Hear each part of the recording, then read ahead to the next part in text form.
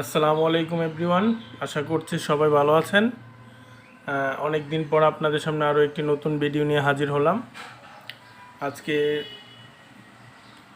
অডিটিংয়ের একটা গুরুত্বপূর্ণ টপিক, যেটা হচ্ছে আমাদের পরীক্ষাগুলোতে প্রায় সময় এসে থাকে, সেটা হচ্ছে অডিটরস ওপিনিয়ন। তো অডিটিংয়ের মধ্যে যে কয়েকটা টপিক এর মধ্যে গুরুত্বপূর্ণ, এর মধ্যে একটা হচ্ছে অডিটরস ওপিনিয়ন, আরেকটা হচ্ছে ইথিক্যাল বিহেভিয়ার, আরেকটা হচ্ছে ইন্টারনাল কন্ট্রোল সিস্টেম। এই তিনটা টপিক খুবই, আরেকটা আছে অডিট রিস্ক, এগুলো খুবই গুরুত্বপূর্ণ। তো আজকে অডিট নিয়ে আমার ভিডিও আছে অলরেডি, দুটা পার্টে ভিডিও দিয়েছি, দয়া করে এগুলো একটু দেখে আসবেন। আর ওখানে খুব সম্ভবত অডিটরস ওপিনিয়নের ব্যাখ্যাগুলো দেই নেই। তো আজকে এই জাস্ট এই পার্টটা আমরা একটু খুব সুন্দর করে গভীরভাবে আলোচনা করব। তো অডিটরস ওপিনিয়ন মূলত কি পয়েন্টগুলো আমি লেখার চেষ্টা করব। মূলত অডিটরসের 4 ধরনের ওপিনিয়ন আছে, 4 টাইপস অফ ওপিনিয়ন। 4 ধরনের ওপিনিয়ন্স আছে, 4 টাইপস অফ ওপিনিয়ন্স। তো এর মধ্যে ফার্স্ট ওয়ান হচ্ছে আনকোয়ালিফাইড ওপিনিয়ন। আনকোয়ালিফাইড ওপিনিয়ন,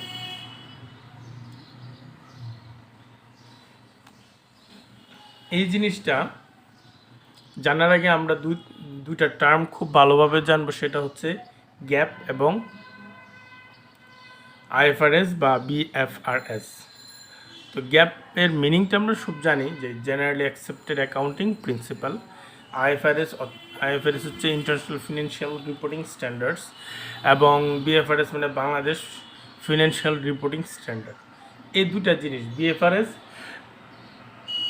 অথবা আইএফআরএস এবং গ্যাপ সম্বন্ধে আমরা সাম আপ করে যদি জানি, এগুলো হচ্ছে অ্যাকাউন্টিংয়ের প্রিন্সিপালস অ্যান্ড গাইডলাইন্স। সোজা কথা, set of principles by which আমরা ধারণা পাই যে কীভাবে ট্রানজ্যাকশনগুলো, অ্যাকাউন্টিংয়ের যে এন্ট্রিজগুলো আমরা লিপিবদ্ধ করব বা কাজ করব আর কি, এগুলো নিয়ে ডিলস করব। এগুলো রুলস অ্যান্ড রেগুলেশনস হচ্ছে আইএএস, আইএফআরএস, এগুলো আর কি। যাই হোক, তো এই পার্টটা কেন বুঝতে হবে, এটার সাথে এই অডিটর ওপিনিয়ন্সের কিছুটা মিল আছে। তো যেমন ধরি আমি যদি আনকোয়ালিফাইড ওপিনিয়ন এই ওপিনিয়নটা সম্বন্ধে যদি জানতে চাই, তাহলে আমি দেখব যে যখন একটা রিপোর্ট ক্লিন থাকে, মানে সব কিছু ওকে থাকে, এই সব কিছু ওকে থাকলে সেটাকে আনকোয়ালিফাইড বলা হবে, আনকোয়ালিফাইড ওপিনিয়ন বলা হবে। মানে এখানে অডিটর কোনো ধরনের মন্তব্য করার যোগ্য না, এটার মানে হচ্ছে এটা। এখন ক্লিন থাকবে কিভাবে? ক্লিন থাকবে আমরা যখন দেখব গ্যাপ এবং বাংলাদেশের পার্সপেক্টিভে হচ্ছে বিএফআরএস, এই দুটার সাথে একদম মানে ওই দুটার নিয়ম অনুযায়ী ফিনান্সিয়াল স্টেটমেন্টগুলো যদি প্রিপেয়ার করা হয়ে থাকে, তাহলে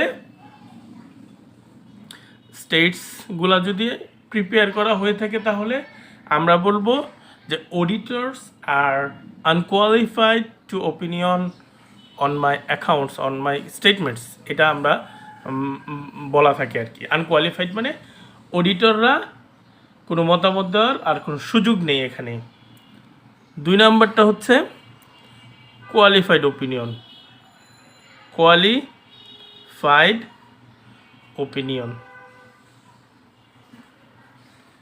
কোয়ালিফাইড ওপিনিয়ন হচ্ছে অডিটর 100% ক্লিন থাকে না আর কি, 100% ক্লিন থাকে না। অডিটর দেখলো যে গ্যাপ এবং বিএফআরএস এর সাথে মিল আছে, ও মিল করে সব কিছু ঠিক করা হয়েছে, লিপিবদ্ধ করা হয়েছে, এন্ট্রিজগুলা বা স্টেটমেন্টগুলো তৈরি করা হয়েছে, অ্যাকসেপ্ট ফিউ কেসেস, কয়েকটা কেস ছাড়া। ঠিক আছে, তো ধরেন এই কয়েকটা কেস ছাড়া, মানে এই কয়েকটা কেস কিছু থাকে না, কোয়ালিটেটিভ জাজমেন্ট অথবা সামথিং লাইক দ্যাট, যে অডিটর্সরা নট অ্যাবাউট কনফিডেন্ট। ঠিক আছে, অডিটর্সের লিমিটেশনস আছে না, অডিটর্সের বিয়ন্ড দ্য বাউন্ডারি কিছু টার্মস থাকতে পারে। মানে কথাটা হচ্ছে সংক্ষেপে হচ্ছে গ্যাপ এবং আইএফআরএস এর সাথে মিল দু একটা কেস ছাড়া, তখন আমরা অডিটর বলবে আমি এখানে একটা কোয়ালিফাইড ওপিনিয়ন, মানে এখানে ওপিনিয়ন দেওয়ার সুযোগ থাকবে আর কি। এই গেল এটা। 3 নাম্বার হচ্ছে অ্যাডভার্স ওপিনিয়ন।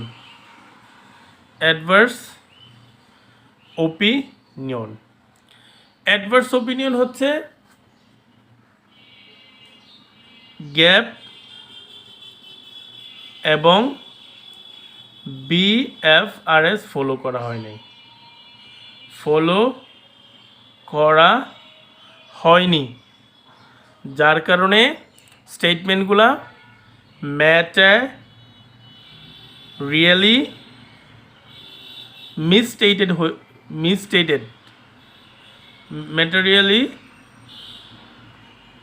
মিসস্টেটেড অথবা অর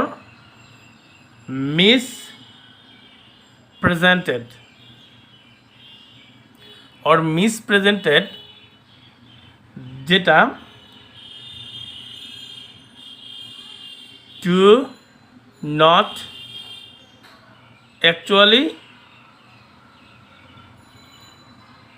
actually reflects the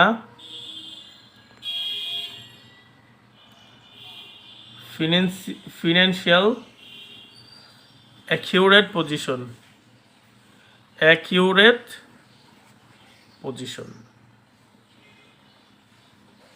এই গেল এটা।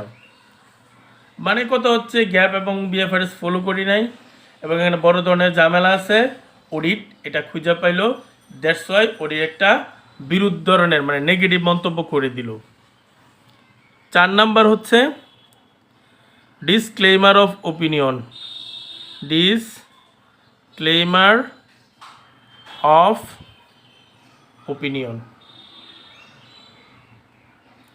ডিসক্লেইমার অফ ওপিনিয়ন দিয়ে বোঝাচ্ছে এটা তো বড় ধরনের সমস্যা। তো 3 নাম্বারটা। 4 নাম্বারটা এমন ধরনের সমস্যা যে উনি নট টু চুজ অডিট, মানে অডিটর্সরা অডিটই করতে রাজি না। এগুলো বাকি 3টা হচ্ছে অডিট করে একটা মতামত দেওয়া আর কি, মতামতের যোগ্য না হলে আনকোয়ালিফাইড, মতামত যদি দিতে হয় হালকা দিলে কোয়ালিফাইড, আর বেশি দিলে অ্যাডভার্স ওপিনিয়ন, আমি মতামত দিয়ে দিলাম। বাট ডিসক্লেইমার অফ ওপিনিয়ন বোঝাচ্ছে যে আমি অডিটর আমি মতামত দিতেই রাজি না, আমি অডিটই করব না, কারণ এখানে আমি হালকা মানে সাপোজ 2-1টা পার্ট আমি জানি এখানে খুব বড় ধরনের মানে কোনো কিছু হয় নাই আর কি, লাইক অডিটের বেসিক যে প্রসেসগুলো এগুলো ফলো করা হয় নাই, এবং কেন আমি পার্সিয়ালি তো আর অডিট করা যায় না, অথবা যদি আমি দেখব অডিটের যদি স্কোপ না থাকে, অডিট করার সুযোগই না থাকে, তাহলে তো আর আমি এখানে অডিট করতে পারবো না। দ্যাট ইজ দ্য কেসেস একটা অডিটর ডিসক্লেইমার অফ ওপিনিয়ন দিয়ে থাকে, মানে উনি অডিটই করতে চাচ্ছে না, সোজা কথা। আচ্ছা, আমার কনসেপ্টেও একটু কিন্তু দেখা যায় যে একটু থাকতে পারে, মানে ল্যাকিংস থাকতে পারে। আপনারা যদি আমার কোনো টপিক্সে কোনো অ্যাড করতে চান কাইন্ডলি কমেন্টে একটু জানিয়ে দিবেন। নতুন ভিডিও দেওয়ার আগ পর্যন্ত সবাই ভালো থাকবেন, আর নতুন ভিডিও দেওয়ার জন্য সবসময় সবাই ভালো থাকেন। আল্লাহ হাফেজ, দোয়া করবেন।